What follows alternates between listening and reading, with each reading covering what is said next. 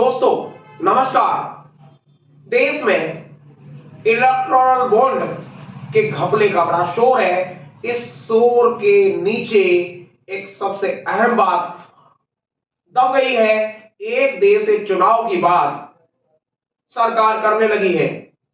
एक देश एक चुनाव, ये कितना व्यावहारिक है और कितना अव्यावहारिक, इसके विषय में आज हम चर्चा करेंगे।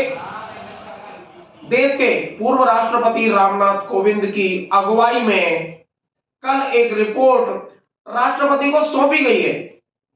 इस रिपोर्ट में एक देश एक चुनाव की बात कही गई है।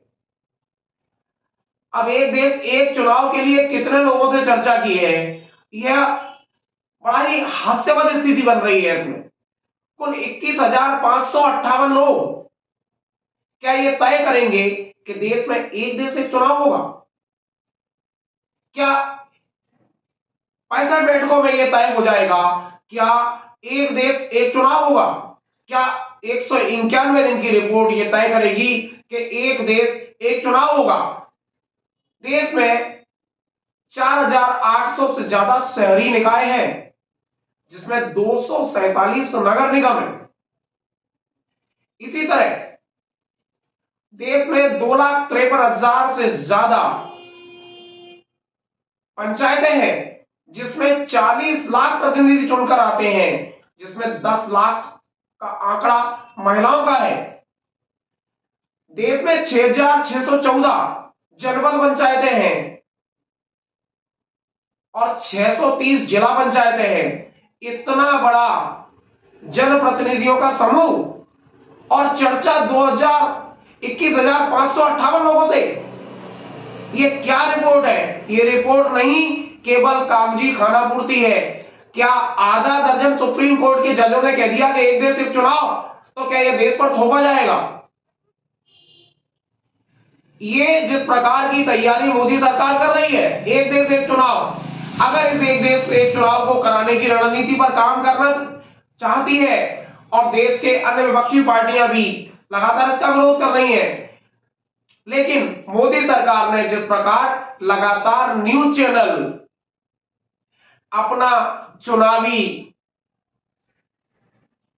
तैयारियां बताते हैं, ये डाटा बताते हैं कि कौन कब जीत रहा है, एग्जिट पोल, ये एग्जिट पोल की तरह ये एक देश एक चुनाव की रणनीति तैयार की गई है। इस रणनीति को सामान्य आदमी के गले में कैसे उतारा जाएगा, जब 21,558 लोग ये तय करेंगे कि इस देश में एक देश एक चुनाव होगा।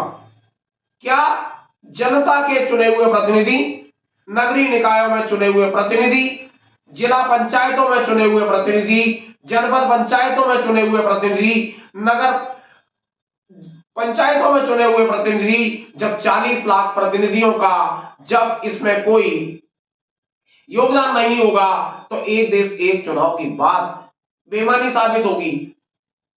एक देश एक चुनाव की बात लगातार की जा रही है। यह भी कहा जा रहा है कि अगले 2024 के चुनाव के बाद यह मामला मंत्रिमंडल की बैठक में रखा जाएगा। क्या ये 400 सांसद जिसकी बात भाजपा कर रही है वो तय करेंगे, या देश के 543 चुने हुए जनप्रतिनिधि तय करेंगे? एक देश एक चुनाव की बात तय करने के लिए मतदाताओं की जिम्मेदारी होना चाहिए। देश में 96 करोड़ 88 लाख मतदाता 2024 में मतदान करने जा रहे हैं, जिसमें 49 करोड़ 70 लाख के लगभग पुरुष मतदाता हैं, 47 करोड़ 10 लाख महिला मतदाता हैं और 18 से 29 वर्ष के मतदाताओं की संख्या भी लगभग 22 करोड़ का आंकड़ा पार करती है। तो क्या 22 करोड़ युवाओं का की अगुवाई महज 21,558 लोग, पूर्व राष्ट्रपति या उनके साथ जुड़े हुए आधा दर्जन लोग ये तय करेंगे कि देश में एक देश एक चुनाव की प्रणाली लाई जाएगी? आवश्यकता इस बात की है कि अगर ये जनता का सबसे महत्वपूर्ण मुद्दा है, देश में लोकतंत्र है, क्यों ना इस मुद्दे पर 2024 में सीधा सीधा रेफरेंडम करा लिया जाए कि जनता चाहती क्या है। अगर लोकतांत्रिकरण की अगर बात की जाए तो राज्यसभा में जिस प्रकार से लेन देन होता है, विधायकों को खरीद फरोख्त से राज्यसभा के सांसदों का चुनाव होता है, क्यों ना सरकार राज्यसभा का लोकतांत्रिकीकरण कर दे। जरूरत वास्तव में इस बात की है कि राज्यसभा का लोकतांत्रिकीकरण होना चाहिए। जब देश में 630 जिला पंचायतें हैं, 6614 जनपद पंचायतें हैं, देश में 4800 से ज्यादा नगरीय निकाय है, इनके जनप्रतिनिधियों को क्यों नहीं राज्यसभा के प्रतिनिधि सांसद चुनने के लिए मताधिकार दिया जाए।